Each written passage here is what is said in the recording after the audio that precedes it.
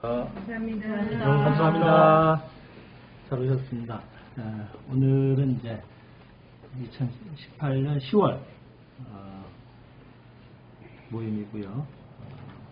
오늘 주제는 지금 사회자님 소개해 주신 대로 본래 없는 문제를 해결할 길은 없다. 현상 본래 없다고 할 때 문제는 해결된다라는 주제를 가지고 말씀을 드리겠습니다. 최근에 저는 이제 여러분 상담 전화를 받고 있는데 기본 30분에서 한 1시간 어제 저녁인가요? 는 1시간 반 정도 통화를 했네요. 근데 공통점이 있어요. 어려울 때 연락하세요. 좋을 땐 연락 안 주세요. 네. 그리고 이제 어떻게 하면 좋겠나. 지금 너무 힘들다. 괴롭다. 도저히 지금 내 힘으로는 어떻게 하기가 어렵다. 이런 이제 고충을 질문을 하시죠.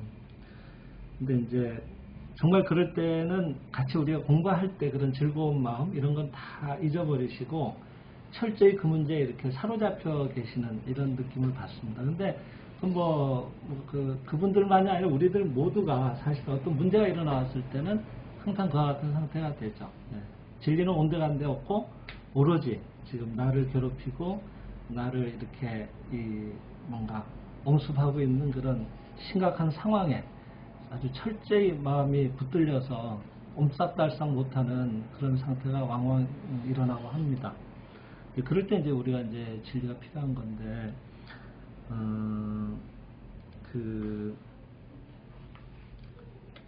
얘기의 결론은 결국 오늘 이 말씀드린 대로 문제가 아니라 그 문제는 나를 구원하기 위한 신의 사랑이다. 사랑의 또 다른 표현이다. 거기에 반드시 교훈이 있다. 절대로 상대의 그 겉모습만은 봐서는 안 된다. 이런 쪽으로 결론이 항상 나고, 또 그것을 전해 주신 분들이 이제 수긍을 할 때 대체로 상담은 종료가 됩니다. 근데 이제 그 얘기는 가령 한 1시간을 얘기를 나누면은 제가 그 얘기를 나누는 시간은 불과 한 10분? 요 정도밖에 안 돼. 50분은 이제 이렇고 저렇고 해가지고 이렇게 고약하다, 이렇게 나쁘다, 이런 사람이다, 이렇다 이런 얘기들이 계속 이어지죠. 그게 또 이런 효과도 있는 것 같아요. 그 답답했던 그 심정을 어디 풀 길이 없으니까 이제 내놓는, 객관화시키는 그런 측면도 분명히 있긴 있는 것 같아요. 또 뭔가 얘기를 하고 나면 좀 시원하잖아요. 그래서 저는 이제 처음에는 주로 듣죠. 계속 듣고 있다가 계속 마음으로 기도하다 보면은 뭔가 실마리가 되는 그런 얘기들이 그분 말씀 중에 나오기 시작해요. 그런 것들을 하나하나 이렇게 더듬어서 들어가다 보면은 이제 역시 수긍을 하시게 되고, 내가 다시 고쳐서 봐야겠다, 이렇게 보면 안 되겠구나 하는 그런 결론에 이르게 되는 것 같아요. 근데 정말 그 상대 때문에 괴로운가 하는 부분을 우리가 참 늘 우리도 같이 겪는 문제니까, 그때 괴로워하고 있을 때를 다시 이렇게 떠올려 보시고 잘 생각해 보면은 정말 그 사람 때문에 괴로운가 하면은 그 일이 됐든 상대가 됐든 그 일어나온 그 뭔가로 인해서 거기에 능숙하게 대처하지 못하고 있는 자기에 대해서 화가 나는 거예요. 또 다른 말로 하면은 벌써 일이 일어났을 때 영적이라고 할까, 직감적으로 우리는 어떻게 해야 된다는 걸 이미 알고는 있는데 습관의 내가 지기가 싫은 거예요. 거기에. 그렇게 하면 여태까지 내가 그 상대를 향해서 뭔가 이렇게 내놨던 것들이 손해보는 느낌이랄까, 억울한 느낌이랄까, 그런 것 때문에 그런 느낌이 그 안에서 그 습관에 내가 지기 싫어하는 그 갈등하는 그 느낌이 결국은 영적인 괴로움이 아니겠나. 내 안에서 신의 자식으로서의 우리 본성은 거기에 대해서도 그렇다라고, 그렇구나 하고 이렇게 순진하게 이렇게 받아들여주고 싶은 내용이 분명히 있는데, 그걸 그대로 드러내기에는 좀 손해본다는 이쪽에 살아온 지난날의 현상의 자기가 이제 가로막고 있는 거죠. 그래서 사실 깊이 들어가 보면 그 괴롭히는 상대는 늘 우리가 배우는 대로 관세음보살이다. 그러니까 세상 사람들의 마음의 소리의 울림을 이렇게 보시고 거기에 당신의 지금 마음의 울림이 이런 것들이에요 하고 보여주시는 그 거울과 같이 나타나시는 분이 관세음보살이라고 하니까 우리가 얼굴이 각양각색이듯이 사람 속에 일어나오는 생각이라는 것도 천차만별이 다 다르거든요. 그게 거기에 맞는 천가지 만가지 모습으로 나타나오신다고 해서 불가에서는 33신으로 몸을 변신해서 나타나신다고 해요. 관세음보살이. 33신이라고 하는 것은 33가지의 몸이 아니라 무한대를 얘기하는 거예요. 무한상으로 나타나신단 말이죠. 어떤 모습으로 나타날지 모르는 거죠. 반드시 거기에는 우리들의 모습이 비춰져 있다라고 보는 거예요. 이런 얘기는 한번 얘기를 해봐야 이론적인 얘기가 되고 신뢰를 들면은 조금 이해가 쉽죠. 얼마 전에 상담을 드렸던 분도 굉장히 이렇게 세밀하시고 그러면서도 현상적으로 이렇게 잘못된 것을 아주 잘 찾아냈어요. 근데 같이 곁에 있는 분이 아주 이제 본인은 그런 지난날의 것들을 다 잊고 이런 광명사상에 몰입을 하셔서 가능한 한 감사하는 쪽으로 밝은 면을 보려고 하는데 이제 같이 지내게 된 분이 계속 그 비판적인 시각으로 자기를 심판하는 거예요. 그러니까 그런 것들이 굉장히 괴로운 거예요. 그러니까 저는 그렇게 말씀드렸는데 지금 그분이 나를 힘들게 할 때 지난날 지금 당신이 지금 괴로워하듯이 지난날 나로 인해서 다른 사람들이 이렇게 괴로웠다고 생각하면 어떨까. 자기는 지나버리면 다 잊어버리거든요. 그리고 그것이 끝났다라고 생각하기 쉽지만은 사실은 지난날 자기로 인해서 이렇게 괴로웠던 일들의 모습을 그분이 이렇게 보여주는 것이라고 거꾸로 번역해서 받아들이고 해석해서 그렇게 어디도 갈 수 없도록 딱 옆에 붙어가지고 개인 교사처럼 신이 보내주신 정말 사자죠. 왜 본인이 선택한 분인데 그 많은 분들 중에서 그런 분을 자기가 선택하냐 하는 거죠. 그것은 반드시 내 안에 있는 내용과 어울리는 모습을 보여주시기 위해서 나타나는 거고 그것은 결국은 그 안에 또 다른 신의 사랑이 작동하고 있는 거고 그분이 과연 그런 걸 알고 나를 그렇게 대하느냐라고 물으실지 모르지만은 그것은 우리가 겉모습만 보면 그렇게 얘기하기 쉽죠. 하지만 이쪽이 그 상대 안에 있는 나를 인도하는 그런 신의 사랑의 작용을 미리 헤아려 드리고 아 그랬구나 하고 내가 지난날 저랬지 아 그런 모습을 철저히 이제는 마음에서 놓아버리라고 훈련을 시켜주신 거구나. 나로 인해서 이렇게 사람들이 많이 아팠구나. 그런 것들을 내가 참여하는 계기로 삼고 마음을 완전히 더 정화시켜버린단 말이죠. 그럴 때 이분이 다르게 보인단 말이에요.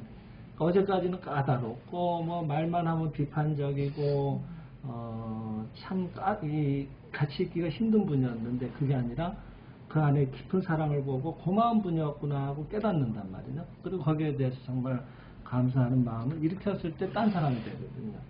딴 사람이 빨리 되오지 않을 때는 아직은 내가 철저히 그 모습을 아직 눈뜨지 못했다고 할까 그런 것들이 있다고 보는 게 맞겠죠. 여러분들 많이 불교에 나가신 분들은 외우시는 그 반야신경에 보면은 원리 전도 몽상이라는 말이 나오잖아요. 그러니까 이 전도 뒤집힌 거예요. 그래서 우리가 꿈을 꿔도 거꾸로 잘못된 걸 보는 거거든요. 그러니까 있는 건 없다고 보고 없는 건 있다고 보고. 우리가 지난 시간에 에테르에 대한 얘기도 나눴지만은 사실 물질처럼 보이지만 물질이 아니더란 말이죠. 모든 게 신의 사랑의 어떤 이념이 거기에 파장처럼 이렇게 물결쳐서 우리한테 그렇게 번역돼서 읽히고 있을 뿐이지 색상도 그렇고 뭐든지 그죠.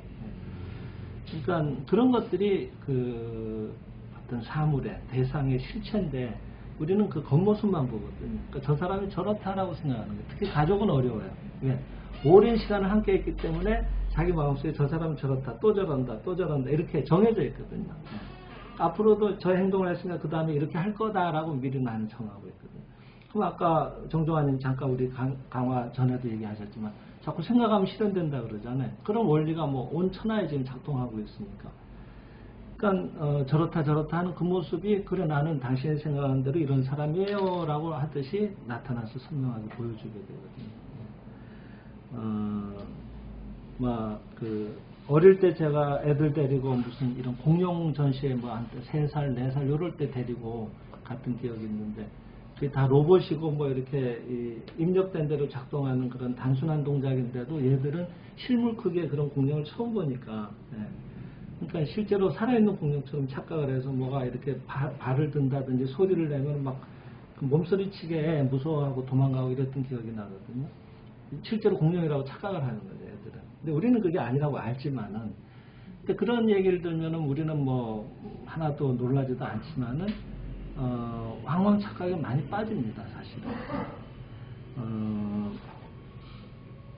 뭐가 있을까요? 그런 것들 착각에 빠지는 게. 뭐 들자면 여러 가지 일들이 있는데 분명히 없는 건데도 있는 것처럼 착각을 하거든요. 근데 하여튼 그런 이런 착각, 이런 없는 걸 있다고 보는 게 미망이라고 또 얘기를 하는데 이 미망에 빠지는 가장 근본 원인은 이 광명사상에서는 제일 먼저 시작이 인간은 육체적인 존재라고 보는 데 있다고 말씀을 하고 계시거든요. 다 우리는 지금 육체 인간으로 보이잖아요. 그죠? 근데 사실은 우리 방금 화목의 신시도 같이 독송을 했지만 그 안에 나오는 암노의보보에도 보면은 죄와 병과 죽음이 실제로 있다 하는 악몽을 인간에게 보이게 한 근본 망상은 옛적에는 인간은 피클로서 만들어졌다는 신학, 그 다음 근대에는 인간은 물질로서 되었다고 하는 근대과학, 이러한 것은 인간을 죄와 병과 죽음의 망상으로 인도하는 최초의 꿈이다 그랬거든요. 그러니까 항상 육체로 보이면서도 그 안에 약동하고 있는 완전한 신의 자식으로서의 모습을, 생명을 예배하는 그런 수행의 장으로 삼는 거죠. 어젯밤에도 한 시간 반 상담을 해드렸던 분도 아버님이 지금 뇌출혈 후유증으로 심각한 장애를 가지고 지금 이제 재활치료를 하고 계시는데 뭐 계속 악순환이에요. 뭐가 하나 좋아지면 또 다른 데가 또 문제가 일어나고, 근데 컨디션이 안 좋으니까 이쪽도 또 수술해야 되는데 또 그걸 못하게 되는 거예요. 그러니까 수술이 지연되니까 그게 또 자꾸 뭐 폐혈증으로도 연결되고 막 계속 지금 그러면서 본인도 또 계속 문제가 끊이질 않고. 그분하고 늘 얘기를 나누면은 어떤 이 세상의 그런 부정적인 모습들, 특히 기독교 쪽이나 이런데 어떤 자기가 일부 경험했던 그런 좋지 않았던 모습에 대해서 아주 강하게 아주 그 섬세한 표현을 써가면서 이렇게까지 얘기를 하는데 이게 옳은 거냐라고 하는 그런 뭔가 그 사명감을 느끼고 계신가 하는 정도로 아주 강하게 얘기를 하시거든요. 근데 계속 그 본인이 비판적인 시각에서 잘 이렇게 벗어나는 게 어려우신지는 모르겠는데 결국은 그 얘기를 하는 동안에는 결국은 자기 앞에 원망스러워할, 또 비판하지 않으면 안 될, 그리고 그런 강하게 뭔가 이렇게 어두운 데를 보고 있는 그런 반영의 일들이 자꾸 끊이질 않는 것 같아요. 그래서 가능하시면은 그런 여러 가지 생각을 내려놓으시고 깊이 좀 숨을 들이쉬면서 신의 생명을 호흡하고 그것을 신의 사랑이라고 생각을 하고, 그리고 모두를 신의 자식으로 예배하는 그런 명상의 시간을 좀 많이 가져보시면 어떻겠나 이렇게 조언을 드렸는데 그런 부분에 깊이 본인도 공감을 하시면서 이제 전화가 끝났습니다. 이치적으로는 너무나 많이 알고 계세요. 저보다도 훨씬. 그래서 뭐 끊임없이 그거는 여기서 이렇게 얘기하고 계신 그런 내용들이죠. 맞습니다. 그러니까 이렇게 하라고 돼 있죠 하고, 뭐 제가 한마디만 끝내면 그 다음 얘기가 줄줄줄줄 이어서 나올 만큼 그 철저하게 지식적으로는 그게 다 정리가 되어 계신 것 같은데 결국은 생활에는 변화가 없거든요.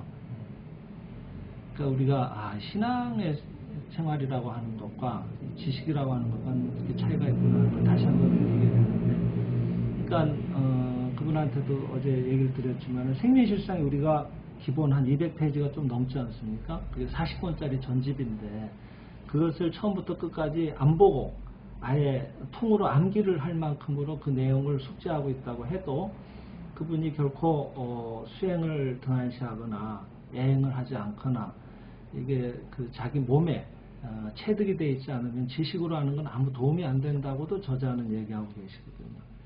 그러니까 결국은 그분의 마음에 울려 퍼지는 것들은 뭔가 이런 비난하지 않으면 안 되는 세상의 어떤 세태들, 뭔가 종교계의 모순들, 이런 것들.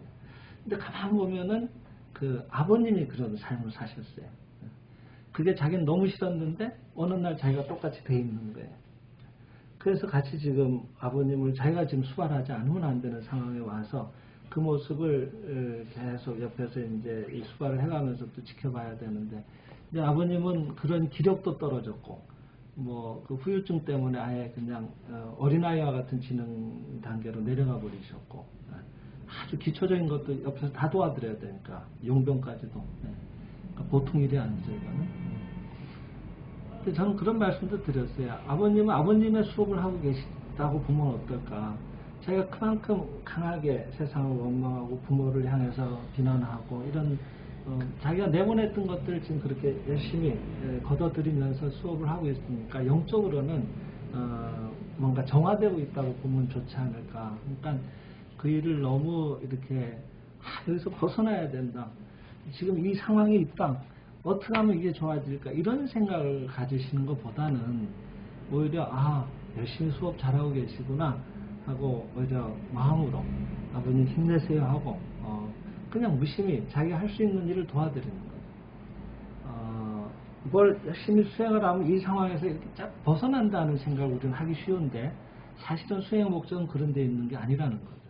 그게 아니라 그 사태가 주는 교훈을 그대로 순진하게 잘 받아들여서 그냥 그랬구나 하고 그냥 감사하게 뭘 이렇게 하게 뭐가 이렇게 이루어지기 위해서 되게 하기 위해서 하는 수행이 아니라 그냥 그걸 그대로 교훈으로만 받아들이고 그냥 무심히 감사하는 거죠. 근데 이제 보통의 분들은 처음에는 다 열심히 하고 나서 뭔가 좀 좋아지는가 하고 자꾸 용태를 들여다보고 현상을 보게 되거든요. 그 자체가 지금 우리가 내가 현상을 붙들고 있다고 하는 게 된다고 하는 얘기를 저는 이제 철야 수행 때도 자주 그 말씀을 드리는데, 다른 말로 하면 우리가 현상 세계를 우리는 지난 시간에는 또 그 수영에도 비유를 했습니다, 그죠? 물의 세계. 물에 들어가면 불편하죠. 생각보다는 잘 안 되고 뜨는 것도 몸에 힘을 암만 빼라고 강조해도 잘 안 되죠. 근데 몸에 힘이 완전히 빠져서 편안해졌을 때 영법이 되듯이 내가 이 사태를 뭔가 벗어나지 않으면 안 되는 심각한 뭔가 괴로운 사태로 볼 게 아니라 그냥 그대로 편안하게 그대로 받아들이되 그 안에 내가 할 일을 순진하게 하는 거죠. 그래서 이 근본 착각은 여기서는 또 육체적 존재라고도 얘기를 드렸는데, 당연히 우리가 육신을 지니고 있으니까 육체로 보이죠. 근데 요건 이 내용은 사실은 지난 토요 강화 본부에서 실상의 본부에서 말씀을 드렸던 내용이기도 합니다. 과연 우리가 육체냐 그리고 부모의 자식이냐 라고 하는 부분인데, 부모가 나를 낳았고 또 내가 낳았으니까 내 자식이다 이렇게도 생각하기 쉽지만은 뭐 자주 드리는 말씀처럼 이왕 내가 낳을 것 같으면 좀 뭐 이쁘게 키도 크게 멋지게 말도 잘 듣고 공부도 잘하고 그런 아이로 나오면 좋잖아요. 근데 그게 뜻대로 되나요? 언제 들어왔는지도 모르고 사실은 또 언제 나올지도 모르고 그냥 예정일이라는 게 나올 뿐이죠. 그죠? 나 자신도 또 내가 어머니 뱃속에 어떻게 들어갔는지도 아무 기억도 없어요. 그죠? 또 언제 죽을지도 몰라요. 아무것도 모르는 속에 우리는 살고 있어요. 그러면서 열심히 살려고 하는 거예요. 근데 왜 왔는지를 모르는데, 어떻게 왔는지를 모르는데, 어떻게 살아야 될지는 어떻게 알겠냐는 거예요. 그래서,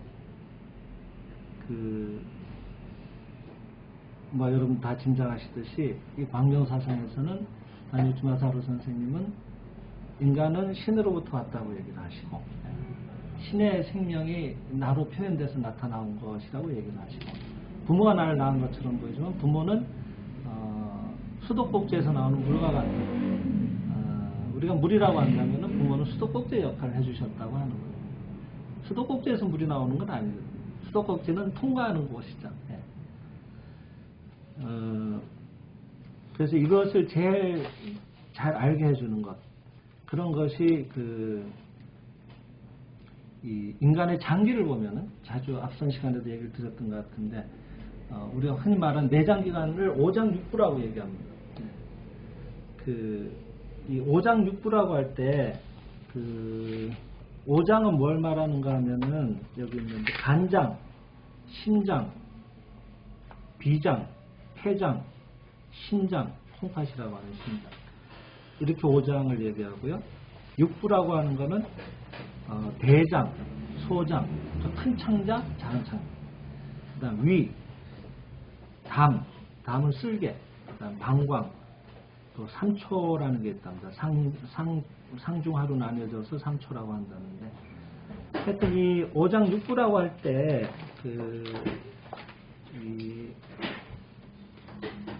좀 크게 써볼까요?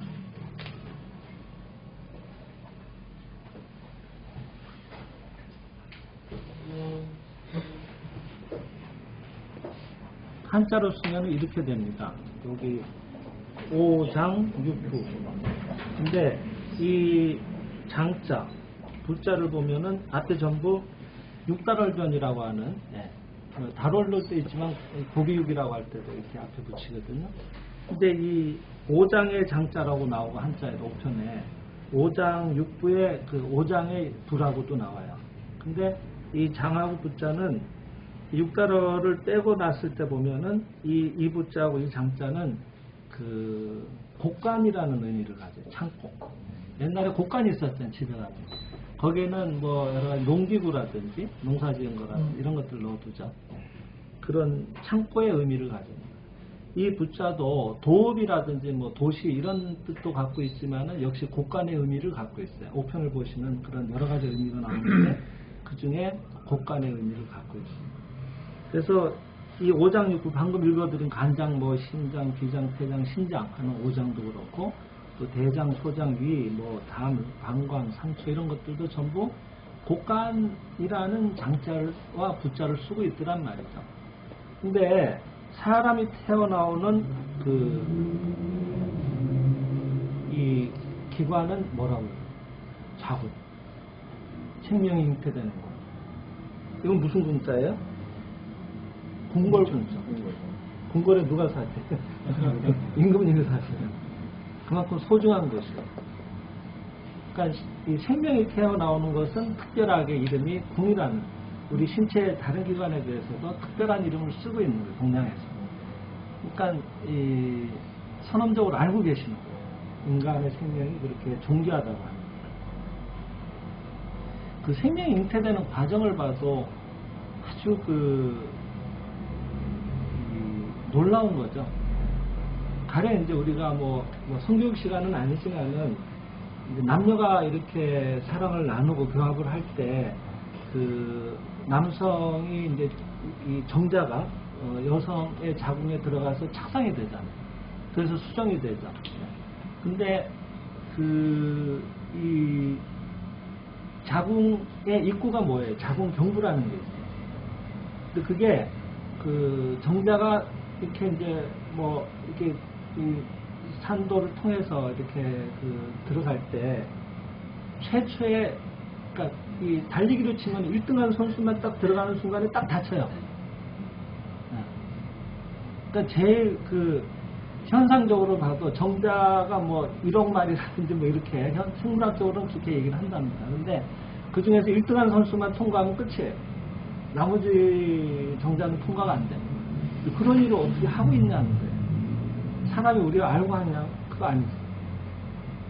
그런 것조차도 가장 생물학적으로도 우수한 이 어떤 정자를 받아들여서 잉태를 하게 되는데 근데 그때 생명이 또 깃들지 않으면은 그거는 포도산 뒤태라고 해서 포도알이 주렁주렁 달리듯이 고기 덩어리만 증식이 되는데, 그래서 유산을 해야 돼. 그거는 생명이 깃들지 않았기 때문에 사람의 형상을 띠질 않거든. 생명이 깃들어요.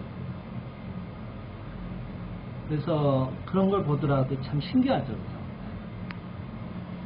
근데 얘기를 하다가 별 얘기가 다 나왔습니다만은, 이런 인간의 그 생명이 깃드는 기관을 보더라도 결코 예사롭지가 않다는 거죠. 우리는 다육주 선생님 말씀이 들리면은 인간은 신의 뜻에 의해서 만들어지는 것이고, 아기가 깃드는 장소를 봐도 인간이 어떤 존재를 알 수 있다고 얘기하신 만큼 특별한 의미를 갖고 있다고 하는 겁니다.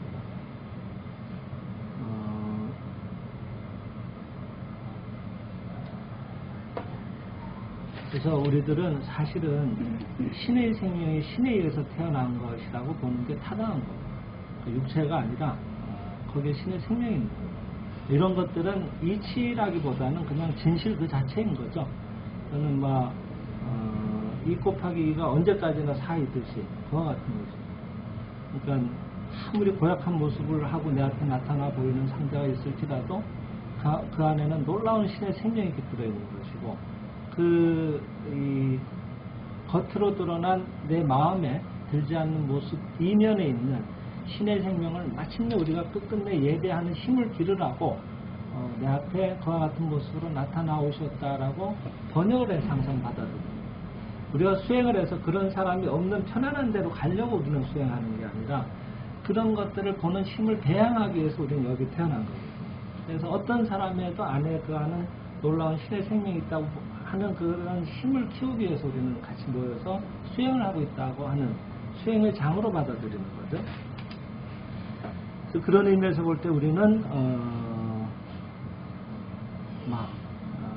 우주를 대표하는 그런 신의 생명을 표현하고 있는 또 다른 소우주라고도 할 수가 있는 겁니다. 그래서 이와 같은 믿음을 바탕으로 해서 모두의 안에 있는 생명을 예배해내는 것, 이런 것이야말로 사실은 진실한 신앙이다라고 하는 겁니다. 그러니까 눈에 보이는 것을 예배하기 전에 그 안에 보이지 않는 그런 놀라운 진실한 것들을 예배해내는 것, 이런 것들이 결국은 신앙의 기본이고, 이것이 지금 거의 한 3000년 가깝게 석가모니 부처님께서 깨달으신 깨달음이라고 해도 과언이 아니라고 얘기할 수 있는 겁니다. 세존께서도 그 생로병사가 있고, 그죠? 그래서 사실은 모든 게 행복한 조건이었어요. 한 나라에 그래도 작은 왕국이지만 왕자였는데 부인도 있고 자녀도 있고 다 갖춰져 있는 조건이 행복이라고 한다면은 가장 행복해야 되는 분인데 그렇지가 않았거든요. 그래서 이 생로병사의 현상에 일어나오는 여러 가지 모순적인 모습들에 의문을 가지시고 출가를 하셨잖아요. 그 하산도라는 게 있어요. 6년 만에 이제 그 고행을 마치시고 내려왔는데, 아주 그 배하고 등이 붙어가지고 이 배의 갈비뼈만 이렇게 보이는 그런 모습이 있어요. 그 고통이라고 하는 건 그 세존은 그런 얘기를 하셨다고 하시는데, 앞으로도 이 과거 시대에 아무리 그 격렬한 괴로움을 맛본 바라문이 있었다고 하더라도 내가 맛본 괴로움은 최고이며 이 이상의 괴로움은 앞으로도 미래세에도 없을 것이다 라고 얘기했을 정도라고 하시니까 얼마나 고통스러웠냐는 거예요. 초급 목피로 6년을 견뎠으니까 우리는 사흘만 풀뿌리로 살아보라 그래도 그죠? 아우성일 거예요. 근데 6년을 그렇게 버티셨지만은 결국은 그거는 깨달음에 이르는 원인이 되진 못했다라고 얘기를 하시거든요. 그리고 마침내 그 나이렌자나 강에 미련선하라고 하죠. 한자로는 강에 내려오셔서 모욕을 하시고, 그리고 이제 바라문의 처녀가 우유죽을 공양을 했는데 그 우유죽을 따뜻한 우유죽을 먹으면서 그 전까지는 그 우유죽을 먹는 것은 우유는 소가 생산하는 거고 그건 송아지한테 먹이라고 나오는 건데 인간이 착취한다고 생각을 하셔도 그냥 그대로 나타난 모습만을 보니까. 근데 그게 아니라 그 송아지에게도 주고 남아 돌아가지고 나에게까지도 나를 살리려고 이렇게 돌아왔구나 하고, 그리고 부탁도 하지 않았는데 그 바라보는 처녀는 나를 위해서 공양을 해주는구나 하고 사랑의 눈을 뜨신 거예요. 그리고 거기에서 이제 명상에 들어가셔서 마침내 이제 음력으로 12월 8일이라고 하나요? 그 성도일이라고 하죠. 28일 만에 이제 이런 대진리를 우리한테 선포하신 거죠. 근데 뭐 여러 가지 말로 표현할 수 있겠지만 결국은 부처님의 깨달음은 모두가 부처라고 합니다. 그냥 이 구르는 돌조차도 그 안에 있는 생명을 보신 거예요. 우리 겉모습을 보신 게 아니라 그게 어떻게 보면 그게 핵심이라고 합니다. 그러니까 모두가 이렇게 예배하잖아요. 그래서거든요. 불성 있다라고 보잖아요. 또는 이쪽으로만 있고 우리 생활은 뭐 결코 쟤는 좀 그 부처가 만드실 때 아니면 하나님 기독교식으로 얘기한다면 하나님이 만들 때 좀 실패작이다라고 내 마음으로 정해놓고 있는 경우가 왕왕 있거든요. 저 사람은 예외다라든지. 예전의 얘기지만은 참 이 광명사상을 오랫동안 공부하셨던 정말 대선배 되시는 분인데, 그 송암 선생님 시절에 그 총무로도 계셨던 분이시기도 한데, 그렇게 오랜 공부를 하시고 수련도 하셨지만은 그분은 결코 아버님만큼은 용서가 되질 않았어요. 자주 얘기 드렸지만은 왜? 그 무역을 하시면서 집은 소홀히 하시고 전국을 돌아다니셨거든요. 근데 그분은 이제 고향이 이북이신데 그 집에는 1년에 한 번 몇 번씩 오는 거예요. 명절 때나 오시고, 그리고 전국 가는 지역마다 그 부인들이 계시는 거예요. 두 번째 부인, 세 번째 부인 이렇게. 근데 그 한참 영업 뭐 무역을 하시고 이렇게 자기가 활동을 하실 때는 경제력이 있으니까 그런 여성들도 또 제2의 3의 부인들도 떠나질 않았지만 이제 나이 들어서 그런 경제적인 능력도 다 없어지고 또 병이 찾아온단 말이에요. 나이가 들면. 그래서 이제 병들고 뭐 늙고 하니까 다 떠나버리는 거예요. 그러니까 결국 돌아올 때는 집밖에 없는 거예요. 집으로 돌아왔는데 그래도 부인은, 어머니는 내치지 않았지만 장남으로서 자기는 아버지가 용서가 안 되고, 그래서 무슨 아버지냐고 안 가신 거예요. 임종할 때까지도 안 가요. 그 학교 교사이셨는데 집에서 이제 아버님 곧 운명하신다고 사람이 와요. 사람을 보내는 거예요. 위급하니까. 그럼 곧 간다 그래 놓고는 안 가고, 그 세 번째 왔는데도 끈끈이 안 갔어요. 아버님이 문을 열고 그 장남을 기다리다 그냥 쓸쓸히 돌아가셨는데, 그로부터 그 집에 이상한 일들이 일어나고, 그때 월남하셔서 이제 이런 생민실상도 만나시고 공부를 하셨지만은 이상하게 자녀가 마침 그 아드님 중에 한 분은 저하고 초등학교 동기생이에요. 같은 학교를 다녀요. 근데 이 친구가 꽤 공부를 했는데 이상하게 그 첫 대학 입시에서는 뭔가 기재를 잘못해서 빵점 처리거든요. 옛날에는 그 이 수험표에 답안제 그죠? 전산 처리를 하니까 그런 걸 잘못 기재했던가 봐요. 같이 공부를 했던 친구들보다 훨씬 성적이 좋았던 편이었는데도 대학을 못 갔어요. 재수를 한다 그래가지고, 그래서 학원비를 꼬박꼬박 가져가고 도시락을 아침마다 싸가고 해서 다시 시험을 쳤는데 역시 또 성적이 안 나왔어요. 그래서 이상하잖아요, 이게. 근데 아까 말씀드린 저하고 동기생의 그 아버지 되시는 그 예전에 저희 총무님이라고 하는 분은 교육자이셨거든요. 학교 선생이셨고 또 오랜 생활 교장도 지냈고 하니까 교육청에 아는 간부들이 많은 거예요. 그래서 좀 이 자식에 관한 일이니까 아들이 왜 이렇게 계속 빵점이 나왔는지 알아봤어요. 근데 재수를 했을 때는 그때도 빵점이 나왔는데 그때는 알아보니까 시험을 안 친 거예요. 꼬박 속았죠? 학원비 매번 타가고 아침마다 도시락 들고 나갔는데 2년 연속 빵점이 나오니까. 그래서 이제 막 다급하니까 저희 송암 선생님을 찾으신 거예요. 그래서 이거는 당신은 어떤 자식이었느냐, 자식으로 이렇게 마음 아플 때는 당신은 어떤 자식이었느냐, 당신의 자식을 지금 보여주고 있는 거다. 근데 그런 얘기를 하면서 이제 아버지에 대한 얘기를 하기 시작하는데 그 총무님의 부인이 옆에서 아 그게 그런 거였군요 하면서 이 무릎을 치시는 거예요. 지금 무슨 얘기냐고 물어보니까 그 꿈에 이 총무님의 부인은 월남에서 만난 분이니까 이 총무님의 아까 돌아가신 그러니까 아버지 그러니까 자기한테는 시아버지죠. 한 번도 뵌 적이 없어요. 근데 꿈에 나타나서 예따 하고 주는데 보니까 우리가 독송하는 감로의 부부예요. 그것도 예사롭지 않죠. 그래서 아예 꿈이지만은 시아버님 같은 거예요. 자기 느낌이. 그래서 아니 이거는 제가 그 아버님 읽어드리는 경전인데 왜 이걸 절 주십니까 그랬더니 너 말고 그 홍문이 보고 그 총무님 성함이 그렇게 돼요. 그래서 네 남편 보고 읽으라고. 네 남편이 날 그렇게 원망을 하고 있으니까 아직도 그 집안에 이런 일들이 일어나지 않느냐 이렇게 꿈에서 나타나서 미리 현몽을 하셨던 거예요. 그런 사태. 그 뒤에도 일들이 많았어요. 대구에서 아주 큰 그 외국어 서점을 하셨어요. 근데 직원을 믿고 다 철석같이 맡겨놨는데 이 직원이 모든 돈을 횡령해가지고 사라져버린 거예요. 그래가지고 완전 막 부도가 나버렸어요. 그래서 말년에는 결국은 이 빚을 다 못 갚아서 그냥 야밤도주를 하지 않으면 안 되는 그런 상황까지도 오셨는데, 그래서 이분이 그때서야 아버지에 대한 생각을 바꾸신 거예요. 알고 봤더니 그 공양도 안 하시고 제사조차도 안 모신 거예요.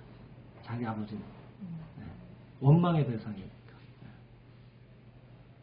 그 하도 제사를 안 모시려고 그러니까 부인이 저녁에 그 시아버님 제삿날은 이제 그 제수비를 아예 남편이 주질 않으니까 그냥 수입 이제 생활비 준 거를 조금씩 모아요. 몇 달 동안.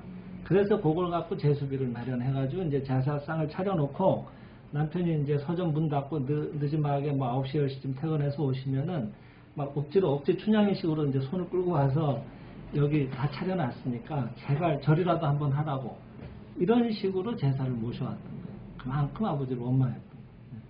그러니까 그런 일들이 일어나고. 근데 그분은 아주 특이한 증상이 있었거든요. 이 겨울에도 전혀 내복을 입질 않으세요. 그때 그게 이제 1960년대 말 70년대 이때 얘기니까 대구도 영하 10도는 기본이었거든. 한참 추울 때. 영하 10도에도 그냥 바지 하나에 밑에 내복을 안 입어요. 나이 60이 넘은 어른이 60, 70 가까운 어른이. 그러니까 수석을 하러 다니시는데 이분은 그 수석하시는 분들도 아주 감탄을 하는 거예요. 역시 돛 닦는 사람은 다르다고. 근데 어느 정도로 이게 이분은 이렇게 덥고 찬 걸 모르시는가 하면은 겨울에 난로가 있으면요. 옛날에 이렇게 갈탄 이런 것도 떼고 아니면 이제 석유 이렇게 등유로 떼는 그런 게 많았거든요. 시뻘겋게 달잖아요. 너무 가까이 가면은 이렇게 디인다니까요. 근데 자기 살이 데어도 몰라요. 그러니까 이분이 추운 걸 모르는 게 아니라 추위를 안 탔던 게 아니라 춥고 더운 걸 모를 만큼 하반신에 감각이 없었거든요. 그러니까 수석을 하러 다니시는데도 한여름에 맨발바닥으로 돌을 걸어 다니시는 거예요. 근데 정말 날 좋은 날에 한여름에 이렇게 달궈진 그 돌밭은 맨발로 다니기가 어려울 정도로 뜨겁거든요. 계속 맨발로 이어서 가야 되니까. 근데 남들은 막 뜨거워서 이러고 신발 신고 다니는데 자기는 뭐 멀쩡하게 맨발로 다녀. 감각이 없는 거예요. 하반신 밑으로는 희한하게. 위로는 있는데. 그럼 왜 그런가 하면은 다리라고 하는 거는 이 땅을 짚고 서는 기관이잖아요. 땅은 우리의 토대잖아요. 조상을 상징하기도 하거든요. 근데 거기에 우리가 서 있잖아요. 그러니까 조상하고 맞닿는 곳이기도 하고 또 한편으로 상체를 세우는 기관이기도 하고 그러니까 내가 세워야 될 분을 상징하는 곳이기도 해요. 거기에 대해서 아버지에 대해서 마음이 냉담하니까 아예 아무런 교감이 없으니까 여기에 감각이 없어져 버려요.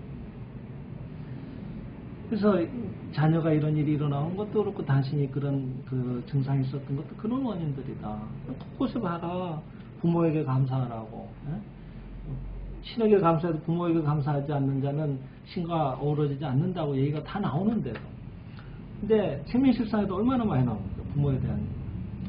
근데 이분은 특이하게 경전을 읽은 거예요. 생명실상도 아주 특이하게 읽으신 거예요. 부모에 대한 얘기만 나오면 아 이건 나하고 관계없는 거예요. 우리 부모는 우리 아버지는 이거하고 관계가 없는 거예요. 필요한 것만 읽은 거예요. 그런 문제는 하나도 해결이 안 돼요. 근데 끝끝내 문제가 일어나서 도와주잖아요. 횡령해간 직원이 보살이고 두 번이나 빵점으로 부모의 마음을 아프게 해서 끝끝내 진리로 들어오게 해준 아들이 보살인 거예요. 우리가 뭘 볼 거냐 하는 게 이런 것들을 통해서 잘 드러나지 않습니까? 아 이게 뭐 어디서 그런 극적인 체험을 갖고 오셨냐고 얘기하실지 모르지만 사실은 우리가 매일 일상이 이런 반복입니다. 그 어떤 정도의 그 크고 작은 정도는 있겠지만은 이런 반복이에요. 우린 겉모습만 보거든요. 근데 이분이 마침내 자식 문제가 되니까 안 할 수가 없게 된 거예요. 자기가 뭐 감각 없고 이런 것도 여태까지는 뭐 아이고 뭐 나는 이런 진리에 수련해서 이런 거 아 이게 뭐가 춥냐고 뭐가 덥냐고 이랬던 분인데 사실은 감각이 없었던 건데 그렇게 해서 넘어갈 그런 상황이 아니거든요. 지금은. 자식이 뭐 2년 연속으로 빵점이 나오니까 그래서 마침내 그날 공양을 올린 거예요. 처음으로 아버님을 초령하고 그래서 감나의 부부를 처음으로 읽는데 아주 그냥 100만 볼트의 전류가 이쪽으로 들어와 가지고 쫙 온 전신을 통해서 빠져나가는 느낌이 들어요.